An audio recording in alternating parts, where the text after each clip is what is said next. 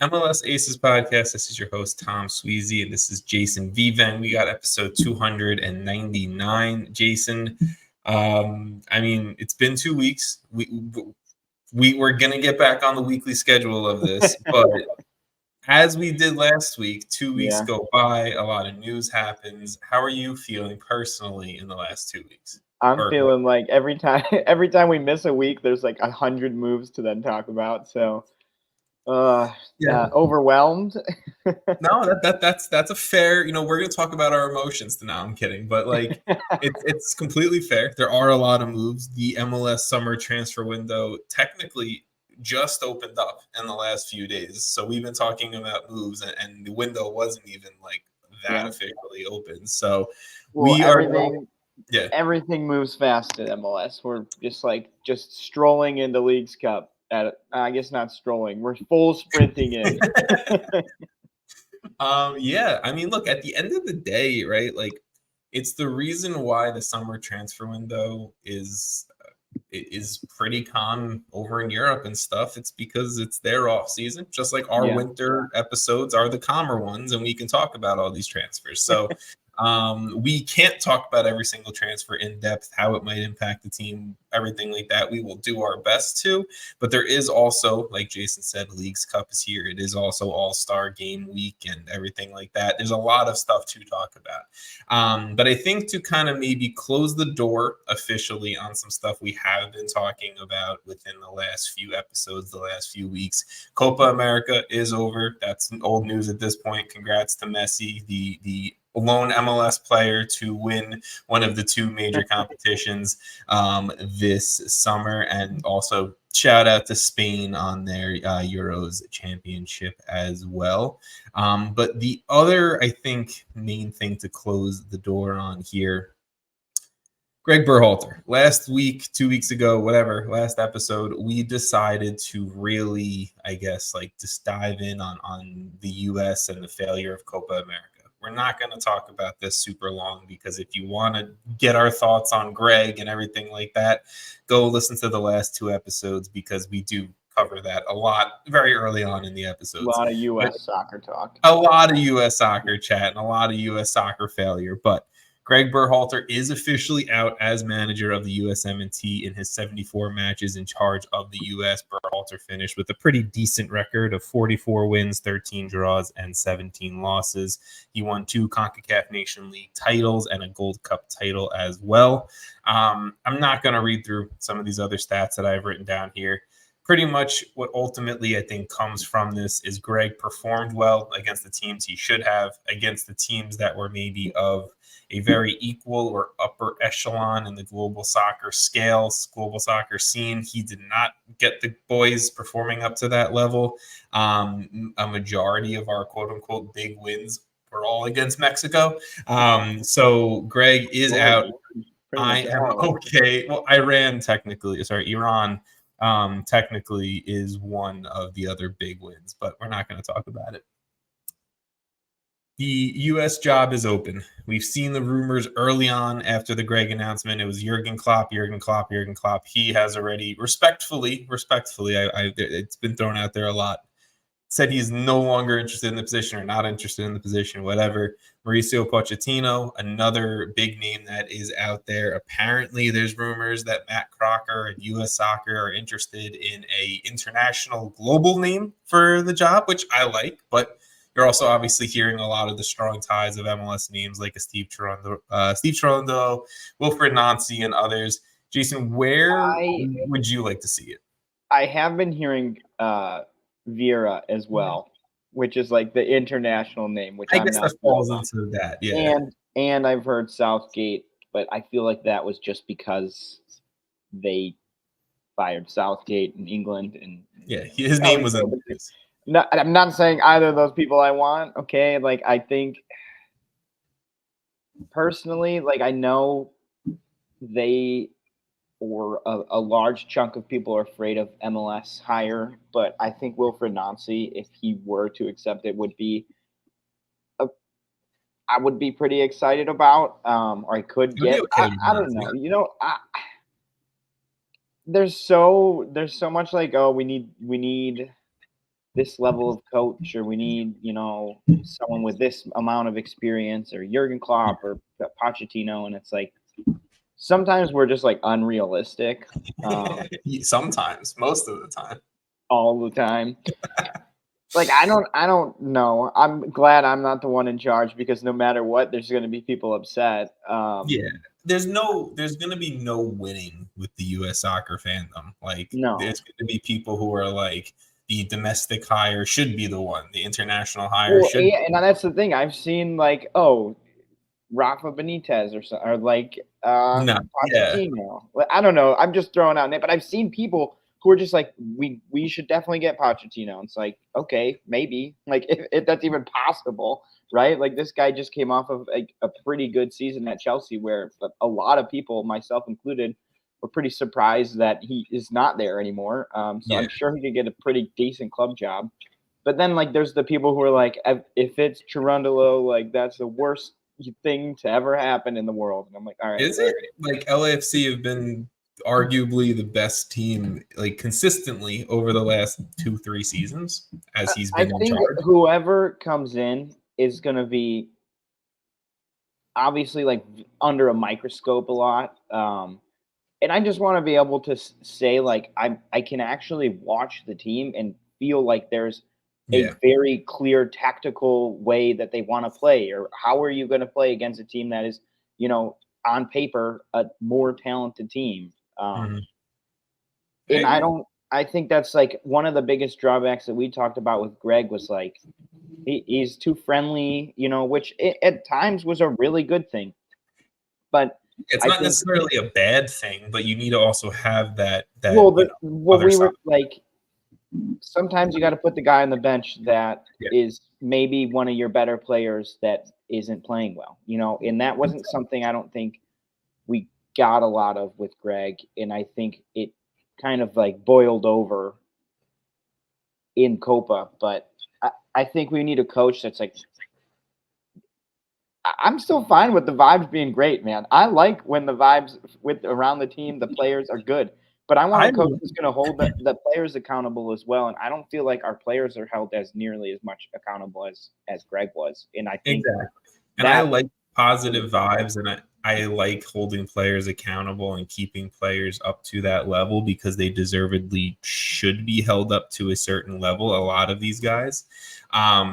And I feel like that's where maybe I do lean towards the preference for the international hire. Someone, again, if we're talking a Jurgen Klopp, a Mauricio Pochettino, a guy like that who, you know what, he's coached better players, much better players than we have on the US. They've developed better players. Exactly. They've won Champions Leagues. They've won leagues that are of super high importance, and they've impressed, and they've done, all these accomplishments that, maybe outside of Christian Pulisic, no one else on this US roster who's playing the game has done, So I think that I can understand the preference and the push for that from a large percentage of the US soccer fandom.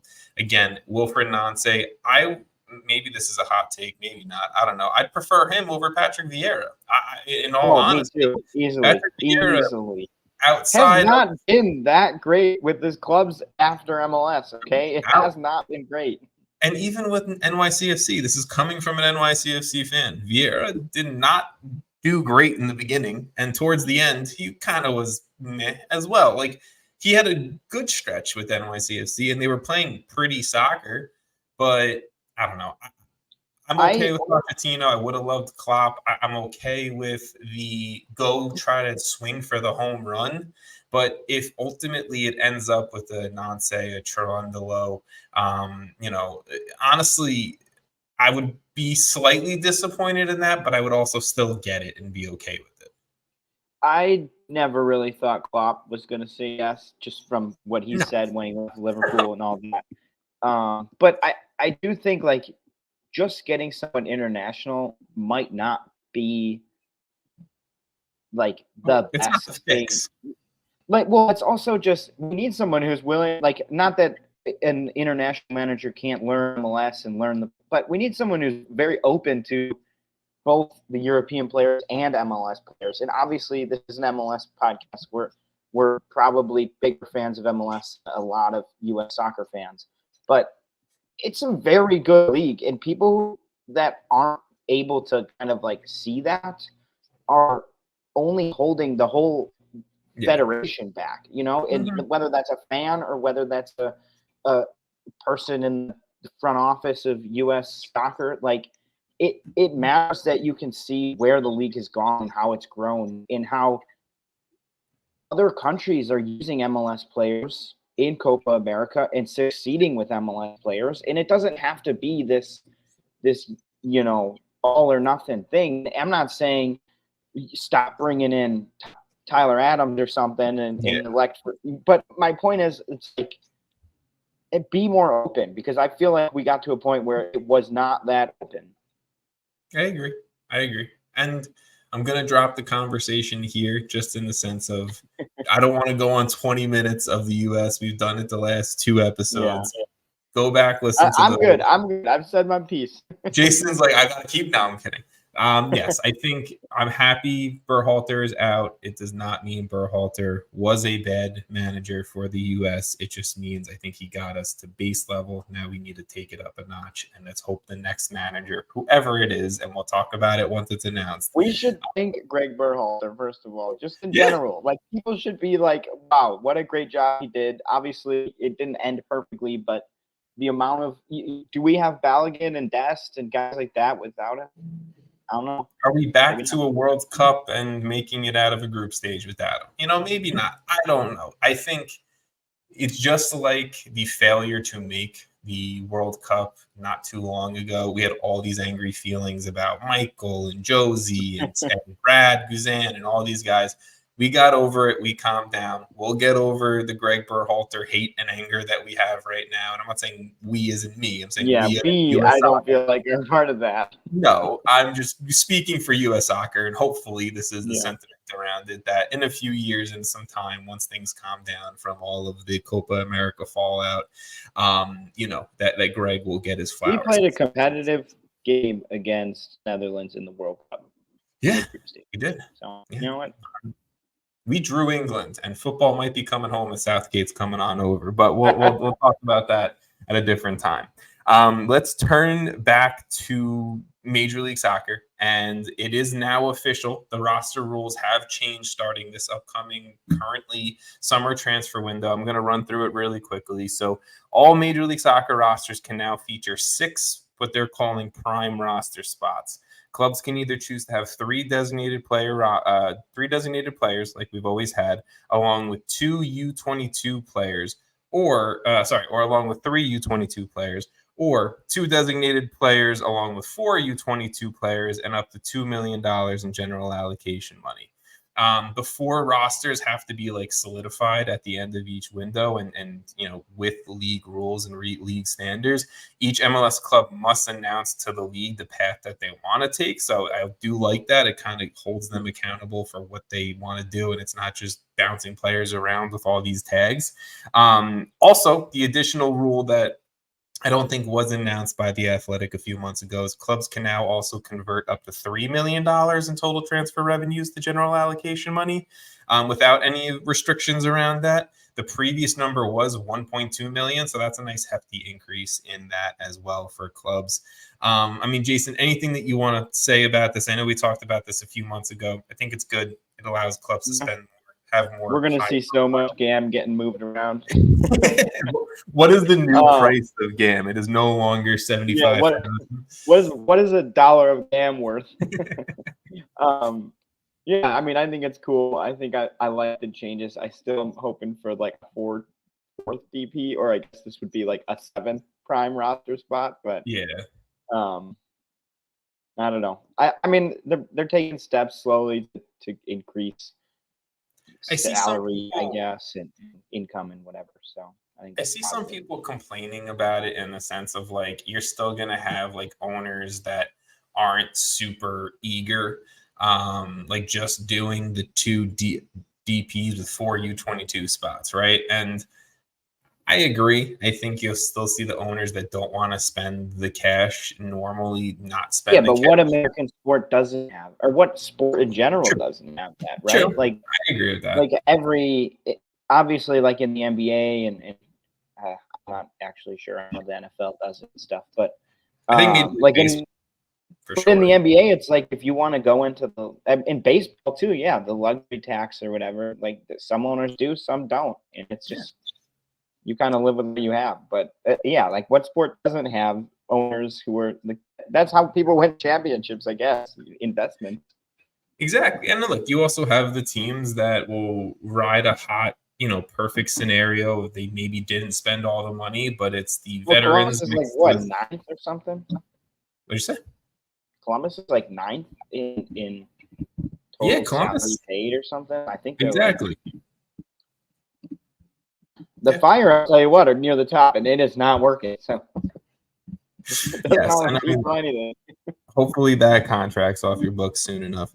But yes, at the end of the day, ultimately, this just is Major League Soccer, quote unquote, legally, not actually legally, but to their league rules, legally allowing clubs to spend more, do more with some prime roster spots and make more money off of revenue sales and everything like that. So, let's hope it continues and we don't have to wait another 8 years before we get another, roster change or roster rule or anything like that. But, we will see. Growing faster, it feels like we're in some exponential growth. Yeah, I agree. I agree with you there. Here we are, folks. Here is the transfer fucking saga right now. So I'm going to run through these. Jason, pause me if you've stopped me if you have anything you want to say. Toronto FC parted ways with President Bill Manning. Manning has been with Toronto FC since 2015, and in his time at the club, won 4 Canadian championships, a Supporter Shield, and an MLS Cup. Toronto FC also in the news for signing free agent right back, right center back, right wing back, Henrich Wingo. The 28-year-old American defender is a 3-time Hungarian First Division champion, a Norwegian First Division champion, and a 1-time Hungarian Cup champion. He formerly was with the Seattle Sounders before leaving to go to Molde in Norway, and then ultimately ending up with the majority of his career in Hungary with Ferencvárosi. He almost has 200 career games played. He's coming back to MLS as a veteran. I've been calling for this man to come back to Major League Soccer for years now, Jason. Like, I love Henrich Wingo, and I think he's at a prime spot or prime position for MLS clubs to try to kind of use him and bring him back to MLS as a domestic player. So happy to see the guy back. Houston Dynamo news. Tim Howard, he is back in Major League Soccer circles. The former USMNT legend joins the Houston Dynamo and Houston Dash ownership groups. And I guess shortly after that, they announced the signing of a new U22 initiative winger as a free agent in Lawrence Ennali. Ennali is a 22-year-old German. He fills up that third U22 spot on their roster. I guess technically it could be a fourth, but we'll figure that out. Ennali has 76 pro games under his belt with 16 goal contributions. And last season in the Polish First Division, he had 9 goal contributions in 29 games across all competitions. Yeah, promising. Sorry, I thought you were going with something about Ennali. I was going to say that he sounds pretty promising as a player. Yeah, I love how 3 of their U22 spots are all just on wingers right now. Houston's just going with whatever they can on youth on the wing, but whatever. Colorado Rapids, they have transferred goalkeeper Marko Ilic to Serbian club Red Star Belgrade. The 26-year-old has been on loan for all of this 2024 season with Sarpsborg. He's made 15 appearances with 2 clean sheets on this loan. Pretty much Ilic was supposed to be the starting goalkeeper. Then I think Zach Steffen became available. Rapids got Steffen. Here we are now. So good luck, Marko Ilic. The Revolution, they also transferred Jason's pick for goalkeeper of the year, Henrich Ravas, to Polish club. Oh, yeah. My guy was confident as hell coming into the season, and that did not work out. You were feeling it, bro. You definitely didn't have to bring that up, I 100% was bringing that up. Ravas is going to the Polish division. The 26-year-old keeper has only made 8 appearances with 1 clean sheet for New England this year. He did depart during this summer to go be with Slovakia for the Euros. And while he was away, veteran Aljaz Ivacic, who they picked up via free agency, won the starting spot. So brutal. I mean, it is what it is. You know, you got to. I will say, yeah. It turns out that everyone who I choose for awards this season is probably not going to be at their club at the end of the season. So I got to make sure. Can I switch one to Shaqiri or something? Comeback player of the year, Jordan Shaqiri. Giamakis gone, Ravas gone. Yeah, you're got a hit list of transfers. Yeah, right I'm a little concerned. Am I a magician or something? No, you might be either really good luck that these guys are impressing so much that they're getting sold, or bad luck that they're failing at their club. Yeah, but they were sold for very different reasons. Yes. Let's go to Charlotte. Charlotte, they've had 2 players depart. One, they've loaned out left center back Hamadi Diop to Serbian club Kukariki for the rest of the year. The 22-year-old defender has only made 4 career appearances for Charlotte after being drafted in last year's Super Draft. Apparently, the club has stated, and Tom Bogert's also confirmed, that this loan is for the players' playing time and development. So maybe they still see Diop as a plan for the future. Just got to get him some minutes.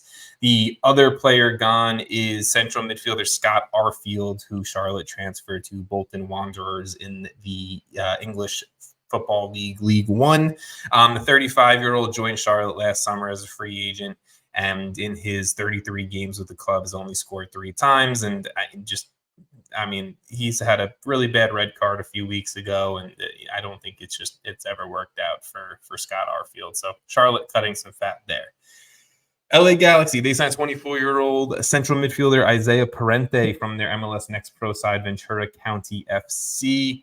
Super impressive youngster. He won a bunch of stuff, MLS Next Pro, and was named to the MLS Next Pro Best 11 in 2022 with the Columbus Crew too.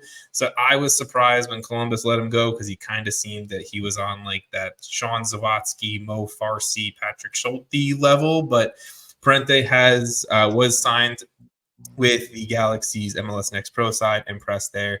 Now he's getting called up to the Galaxy's first team. So shout out to Isaiah Parente for that.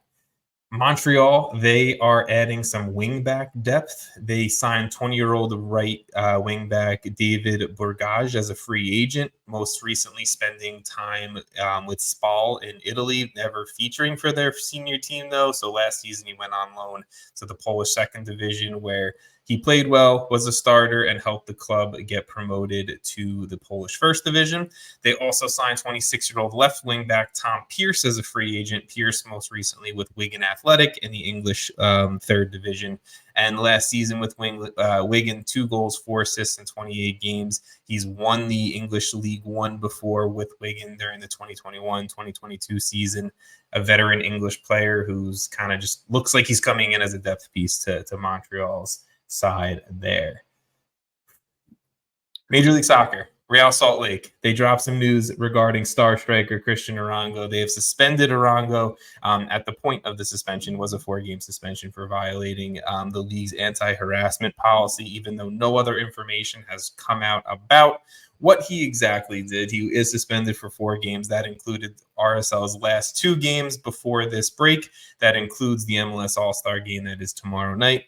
And it includes the July 24th first game of Leagues Cup. I'm sorry, the August 1st first game of Leagues Cup for RSL.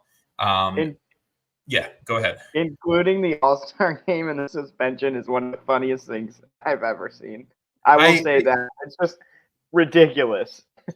It is ridiculous. I don't like. It doesn't make any sense to me. Even the Leagues Cup game doesn't even really make sense to me. If it was I agree. I totally agree. It should just be 4 straight. It should be the 2 that that RSL just previously played, and the 2 once the league starts back up. It's not like I don't know. That doesn't really make much sense to me at all there. But Arango is having a career year, and he is killing it. And I hope he didn't do anything overly too bad in any type of sense. I hope it was a silly suspension. I doubt it. Good thing it's MLS, and we'll definitely find out. Exactly. We'll definitely find out, and not in a year from now. But yes, so Arango is not going to be in the All-Star game. I wonder if it technically has to count as a suspension because he's getting paid by the league to be in it. Maybe, I don't know, but then whatever. do 5 games. Like 4 is what? It's weird, man. Maybe they wanted to do 3 and they just did 4 so they could include. I don't know. Maybe I don't know, bro. This is some workaround for that. I'm just reporting that's so weird. Or just let him play in the All-Star game.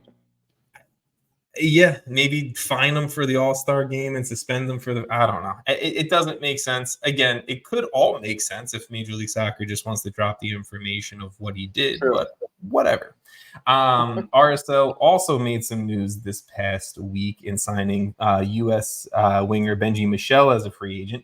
The 26-year-old has been playing over in Portugal since departing Orlando City in 2022. In 137 career games between Orlando City and FC Arouca over in Portugal, he has 20 goals and 15 career assists.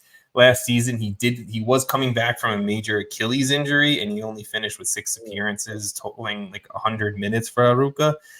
But when Michel was playing in Major League Soccer, he did last win a U.S. Open Cup championship with Orlando City. He was a very good player, very good American kind of starter depth piece for Orlando when he was with when he was back in MLS. I'm excited for it. Fidel Barajas is gone for RSL. They do need the additional attacking depth and the additional attacking pieces if RSL wants to truly be a contender for MLS Cup. And, if they can get anything out of Benji Michel, then I'm excited for it. I don't know. You have any thoughts on that one? I mean, just where RSL is at and the talent that they have up front, like bringing in more, whether it's to really make an impact or depth is probably a positive, especially because they are definitely pushing for whether that's, high spot in the playoffs or supporter shield, which is starting to get a little further away from them. Yeah. They're still pushing for those high playoff spots, so they're going to need if you're playing all those games and you're trying to get up there, you're going to need all the players you can get, and this feels like a solid depth winger piece. Exactly. And talking about the supporter shield and Inter Miami kind of just taking a runaway with it because of Cincinnati and Columbus dropping points and the Galaxy and LAFC and RSL trying to keep up in the West. Inter Miami, they officially have cleared up a U22 initiative spot by loaning winger Emerson Rodriguez to Brazilian club Vasco da Gama. He's been on loan away the last 2 seasons down in Mexico and then in Colombia, I'm pretty sure. And now a U22 spot is technically open with Miami. They do already have 3 filled. I'm pretty sure they have 3 DPs, so that kind of just seems like the path that Miami's going down there with these new roster rules. St. Louis make their own rules over there. Yeah, who's a DP, who's whatever. St. Louis City, they have continued their complete summer overhaul. First, they traded away striker Sam Adeniran to the Philadelphia Union for $150K in GAM and a potential another $300K in GAM if certain incentives are hit. There was definitely a falling out between Adeniran and Bradley Carnell. Even with Carnell gone, the club looks like they're trying to steer into a different direction. And to beef up that attack, they signed dropping today, they signed 25-year-old striker Simon Becher on loan from AC Horsens. Becher is back in MLS. A few years ago, the Whitecaps sold him to Horsens. He is a former Canadian Championship winner with Vancouver, and in 63 career games between the Whitecaps 2, and Horsens, he has 19 goals and 6 assists. We can take this from a St. Louis perspective or a Philadelphia perspective, Jason, but any thoughts on either club right now with these moves? Thoughts on either of these clubs? I don't think Sam Adeniran is an absolute world beater. I think he's a really good striker. He's not Julian Carranza, but it feels like Philly is in sort of limbo, and maybe they're trying to go towards more of a reset almost. And honestly, like St. Louis, after flying out last year, might be trying to do the same thing as they kind of learn it's not that easy. I don't know. It shouldn't have been that easy. No, fair enough. to me, the Adeniran move is interesting because, like I said, he's not a world beater. I think he's a very talented player. He's been around a little bit and he's hitting his prime now. Kind of, I mean, not that Julian Carranza, when he came to Philly from Miami, he was in his prime, but Carranza was a distressed MLS asset that clearly had talent. Sam Adeniran is a distressed MLS asset that the Philadelphia Union can, continue to just not spend money with and get a cheap striker. And that's what, speaking of owners that don't spend money, Philadelphia, welcome to the conversation. But I do like the move. I think Adeniran's a good striker, and I think he could be, at least if we're talking for this season, a Carranza replacement to try to potentially push back into a playoff spot. And yeah, hey, they're not far out either. I guess they're right on the line of like a play-in spot. But I don't think we see Atlanta really flying anymore. Who's ahead of them? So I don't know. The standings in the East of like the bottom half are just constantly moving around. They're just all over the place, and in every week it's a different. Oh, they got a win. Like, how did they do that? Or it's like, oh, they lost again.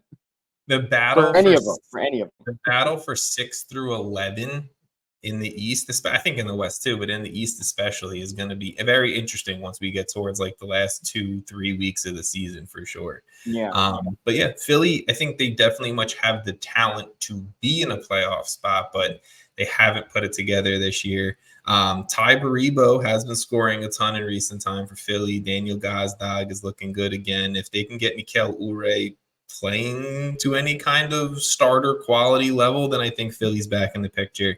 And St. Louis, if any of the teams way at the bottom, Philly, I probably have more confidence in right the ship. Fair, because most of them have been there, done that before. Yeah. And so is Jim Curtin. And then St. Louis, to me, like you said, Jason, I think they had a really high year one. I think that the Bradley Carnell firing still is weird to me, but they're trying to not be. I think they're trying not to just fall into complacency of what they did, and they're trying to keep up with it into year 2 and beyond, which I can appreciate. I like some of their summer signings so far, and I hope that they can push themselves back into a lower tiered playoff spot as well, because I think they have the talent to do that too. But let's keep it moving. LAFC, they've officially sold center back Mamadou Fall to FC Barcelona on a reported $4 million fee, according to Tom Bogert. The 21-year-old center back has been on loan away in Spain from LAFC since the summer of 2022, which is wild. It's been that long since he's been over there. But in various loan spells over in Spain, he has played 2 games for Villarreal's first team, 25 games for Villarreal B in La Liga 2, as well as most recently 22 games for Barcelona Atleti, their Barcelona's youth side, and has impressed in most of those games, barring a few injuries here and there. But Fall will now officially go over and be a Barcelona player. And I'm pretty sure this is a direct sale to FC Barcelona and not like a youth side or anything like that. So good on LAFC for getting $4 million for a sub 23-year-old center back on the global market. That's pretty impressive. Are there any add-ons on that deal? I don't think so. I think it's just straight up $4 million. But still, selling would have been kind of cool, especially because he's so young. That's probably why Barcelona was like, straight up, we'll give you $4 million. That's a lot. That's a solid return for them. $4 million for a center back in Major League Soccer. I mean, we've been talking about Moise Bombito, and I think they just rejected a $4 million offer. I mean, Fall hasn't played in MLS since the beginning of 2022. Right. They just got $4 million for him, So good for LAFC for doing that. We're not going to talk about this one that much, but Atlanta United now have officially sold left wing back Caleb Wiley to Chelsea. It is that reported $11 million deal, as to Tom Bogert with those sell-ons, and then he will go on loan to Ligue 1 after the Olympics. The classic Chelsea way. Yep, classic. At least he's playing in a top 5 league. I'll give him that. I agree. I'm really hoping to see him get a decent amount of playing time. I hope he's a starter. Yeah, like I don't want to see him loaned out and just riding the bench somewhere. Literally, or playing on a youth team somewhere for 20 games. Yeah. The Portland Timbers. Like, what happened to Caleb Wiley? You remember Caleb Wiley? Shout out like George Fellow right now. Yeah. The Portland Timbers, they've signed 20-year-old center back Finn Surman from the A-League side, Wellington Phoenix. A lot of Australian signings, I feel like, this season. But Surman is currently with the New Zealand Olympic side in Paris, so we won't see him for a few more weeks, probably a month or two at this point. In 68 first-team games between Wellington Phoenix and Lower Hutt City, he does have 2 goals to his name, along with 5 caps for the full senior New Zealand national team, where he has scored a goal, and he did win the OFC Nations Cup this year. So I guess one for the future there for Portland. Honestly, some pretty good games played in stats for a 20-year-old center back. Yeah, like, look, New Zealand and Australia, I'm not saying they're any type of powerhouse club-wise, but soccer. Yeah, but for a 20-year-old to play that many games, to already appear for the New Zealand national team, he's doing good stuff. So good for him. Yeah. DC United, they've signed 24-year-old central midfielder Boris Enow from the Israeli First Division. He's only appeared for a full senior team, 105 games for Maccabi Netanya in the Israeli First Division, where he has 4 goals and 2 assists. He did come up through the Porto system, never really cracked into their first team. So, we've seen successes from Israel to MLS before when you look at like a Gadi Kinda. So I don't know if maybe he can be a Gadi Kinda-esque level for DC, then I think that's good for Troy Lesane and building up some talent on that roster there. Nashville SC, they've made their first official signing under BJ Callahan and U22 initiative player Patrick Yazbek from it's not Viking FK, it's Viking FK in Norway. The 22-year-old D-mid has 1 cap and 1 assist for the Australian national team. Again, going back to that Aussie connection, and 85 career games played between Viking FK and Sydney FC. Yazbek has 3 goals and 9 assists. So Nashville going young, which we've never really seen before, because Gary Smith doesn't really like young players. Expect BJ Callahan to just team of kids. Just we're gonna run out of team of kids, energy, vibes. That's what BJ Callahan's all about in Nashville. Even though the start for him in Nashville hasn't been the strongest on the field. No. So hopefully he's getting his guys in sooner rather than later. Another Israeli Premier League signing for an MLS team, FC Dallas, have signed 25-year-old D-mid Manuel Show Kafumana from Maccabi Haifa. The full Angolan international, he has 39 caps and a goal for Angola, arrived to Major League Soccer after a very successful career in Bulgaria with Ludogorets Razgrad, Boa Vista in Portugal, Maccabi Haifa, and a few other clubs in Angola and Portugal. But in those games, he has 5 goals and 6 assists as a D-mid. He is a 2-time Bulgarian League champion, a Bulgarian Cup champion, and a Bulgarian Super Cup champion. Pretty much he ran fucking things with Ludogorets, and here he is in Major League Soccer. And I do like the fit for Dallas, too. Dallas needed some veteran, and he's not even a veteran, but like in prime, playing at a super high level, knows the game, midfield kind of depth piece outside of, Liam Frazier and Illa Marendi and guys like that. So I'm happy for the show to come to FC Dallas.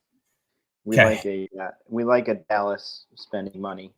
I mean, yeah, I'm not going to say it's crazy money, but it's money spent for sure. It also hasn't been working amazingly well for them, but you know what? Keep trying. You got to keep spending it. They make enough. Don't worry. And Paytar Musa has been very good. I'll give them that. I think that was actually a money well spent. The last piece of MLS news here before we talk about like important shit is DC United center back Steve Birnbaum has announced his retirement from professional soccer effective immediately. He's been out for most of the season with a long-term injury. The 33-year-old center back was selected by DC in the 2014 MLS Super Draft, and over the course of his 11-season career has racked up 14 goals and 7 assists across 275 games for DC United. He also has 1 game played for the Richmond Kickers during his rookie season. The only other club he has suited up for was 1 game for Richmond, so shout out that. But Birnbaum he finishes with 11 caps for the USMNT team as well, with 1 goal and 1 assist. He is an absolute legend of DC United, one of the oldest OG clubs in Major League Soccer. He finishes 3rd all-time on their appearance list, as well as 3rd all-time in minutes played for the OG club. Steve Birnbaum, an absolute American boss center back, and I think he deserves his roses. So shout out Steve for a fantastic career in Major League Soccer. Yeah, I mean, honestly, like as far as I can remember, he's been in DC. So props to him. Like, what a career. He's pissed off Red Bull fans along the way too, so I appreciate that.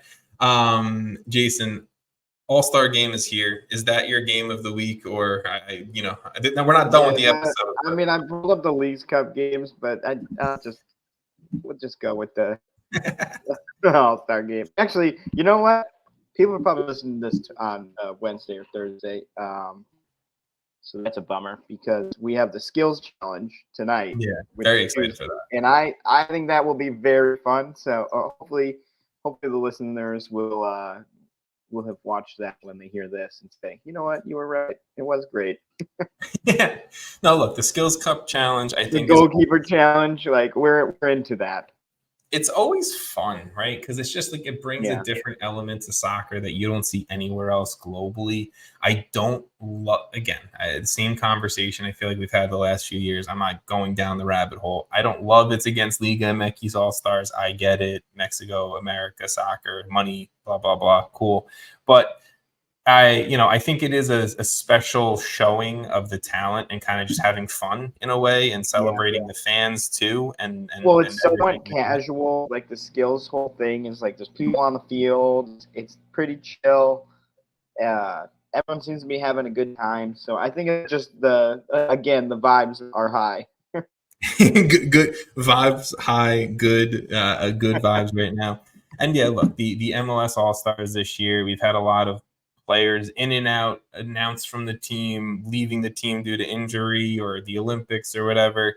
I think, a pretty good roster has been put together by, Nance and Major League Soccer and the fans vote and everything like that to have some fun this week. But we dive straight from MLS All-Star Week into Leagues Cup. Leagues Cup is here. If you or your supporters group that you belong to or anything like that is boycotting, watching, supporting, talking about Leagues Cup due to MLS's non-participation in the US Open Cup, then that is completely fair on you.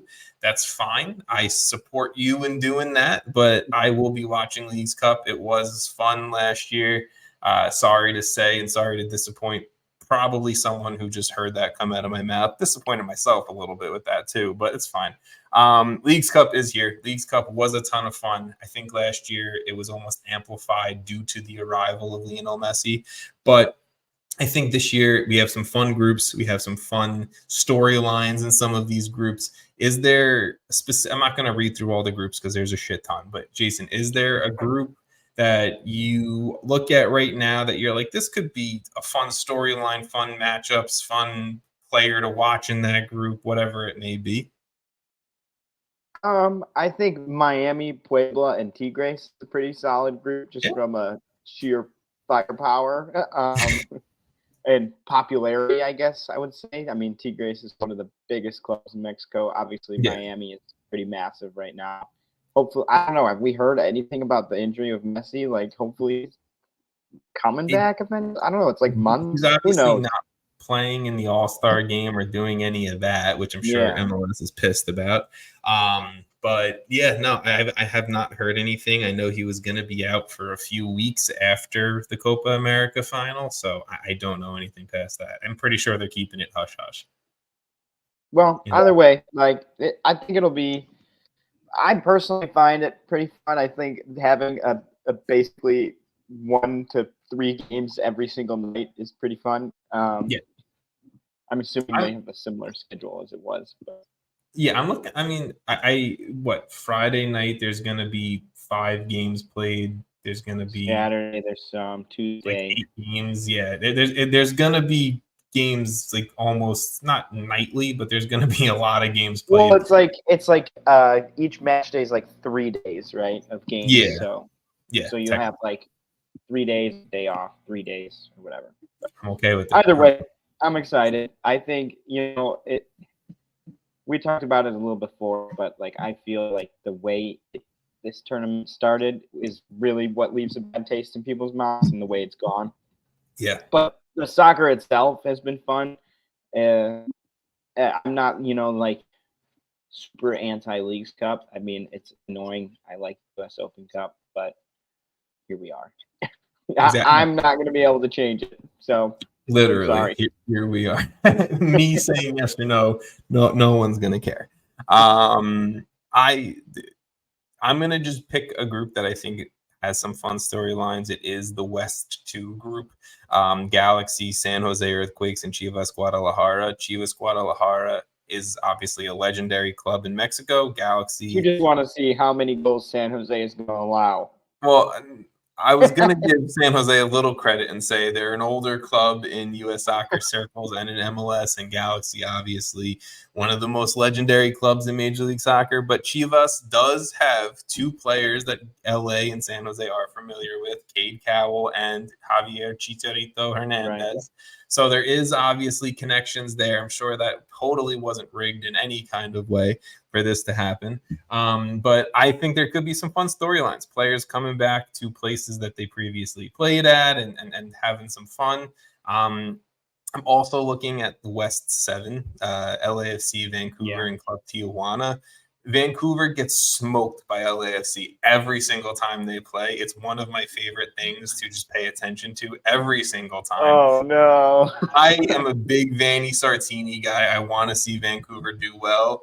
But you look at CONCACAF Champions League, you look at the MLS last year's playoffs, and you look at anything like that. Vancouver against LAFC, not a great historical matchup. So I'm watching to see a lot of goals.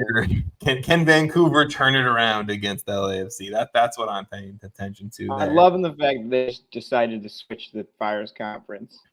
Yeah, you guys are in the West now. Fuck it. We're in the West now, so I'm like looking for us. I'm like, maybe we didn't even make it, that would make sense. But yeah, maybe just like, nope, you are now a West team. Maybe we didn't qualify at all. That's funny. Yeah, I'm looking to see if there's any other interesting groups right now. I mean, Leon versus Rapids will be kind of fun. Yeah. I can see that. That's fun, I guess. I don't know. They're every group has interesting matchups. Like Austin FC, man. Yeah, Austin. That is maybe the toughest pull, Monterrey and Pumas. That might be the hardest. How did that even happen? What? That's brutal. I'm excited for, honestly, some of these groups in the sense of, I think so 2 teams obviously make it out of each group. I'm excited for the chance of, like, there are plenty of groups where I can see 2 MLS teams making it out and the Liga MX side not making it out. Like in East 1, FC Cincinnati, NYCFC, and Querétaro. Can't pronounce that well. I think NYCFC and Cincy can make that out of the group. I think in East 2, Orlando City, CF Montreal, and San Luis. Don't do this to yourself. Don't get myself hyped up. Bro, we always do this. No, I think so. I do like the fact that we're going to see some teams who typically never play in Champions League or anything get to play against Liga MX teams. I mean, like most of MLS teams. Yes. No, I know what you mean. I'm trying to count and see how many Liga MX teams I feel like will realistically make it out of the group stage. I'm concerned for Austin FC's goal differential. I'm concerned for Josh Wolf's job after League Cup. I mean, I'm going right now 9, 10. I think 10 Liga MX teams make it out of the group stage. That's my prediction. Not that means anything to anyone. Cruz Azul. Tigres? I think it's Tigres. I think it's Cruz Azul. I think Pachuca. I think Santos. I think Monterrey and Pumas. Oh, yeah. Chivas Guadalajara. Definitely. I'm going with Toluca. Leon. Okay, Toluca. I'm going probably. SKC in Chicago, not in great form, buddy. I'm going to that might be the worst group. That might be. Hey, Yeah, it genuinely might be. that is what's the opposite of a group of death? Group of freedom or so. I don't know. Toluca, I do think Club Leon. Yeah. I'm gonna go Club Tijuana, and I think that's it. I think that's 10. Damn, Atlas has a tough draw too. Houston That is Dynamo tough. and I think Atlas can do it. That was the potential 11. those are gonna be some very competitive games. That might be the group to watch. That might be the group of death. Group of death. West 8, group of death. Facts.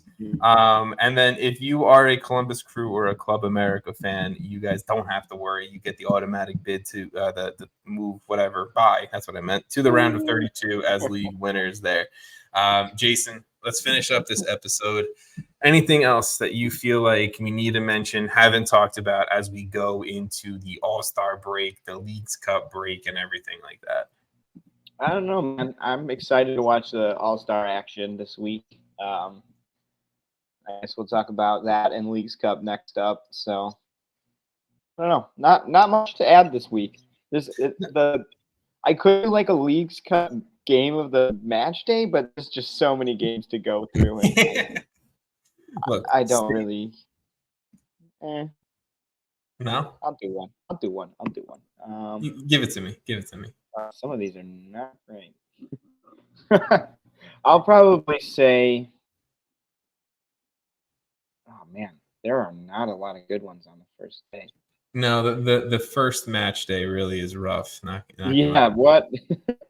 There's like none I would want to say. I guess NYCFC versus what? How do you say it? Cortaro. Querétaro. Cortaro. Didn't do that well. I'm not gonna lie to you people out there. Yeah, I mean, yeah, it's not great. I don't know. I think that one could be a good one, and we get to see NYCFC against Liga MX for the first time in a while. So that's my pick. Fair enough. Good luck to you. Lyon Portland could be a fun matchup on Sunday. I'm looking at that maybe. Yeah. Portland scores a lot. So that could just be a shootout, and I'm happy with it. True. But look, I think LAFC Club Tijuana. Yeah, Chivas and San Jose. If you want to just see a 7-0 thrashing, but we're here for all of it. We're here for all of it. But look, I'm excited. Leagues Cup is here. I get the negativity around it. I get it. I'm not saying I don't, but I also just think you're not going to change much by not turning on Leagues Cup. I'm sorry. That's also just my opinion. I think the league is probably making more off of this in sponsorships than they are probably eyes on the product at the end of the day. But there's also probably a lot of eyes on the product. That as well, yes. I don't think Liga MX or Mexico fans really give a shit if the Open Cup survives, and they're going to watch this in huge numbers. So ultimately, I just want to say the All-Star stuff is going to be fun. Skills challenge and the game will be fun in its own right.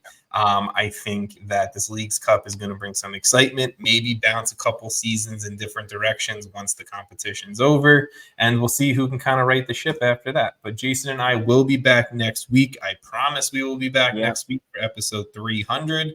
We got to do something for that, I feel like, and we'll take it from there. So thank you guys for watching, for listening. Jason, thank you for having that Chicago Fire banner sideways because you're protesting the club. And that's just the only way of winning up. And we'll see you guys next week. Bye. I just noticed that at the end. I was like,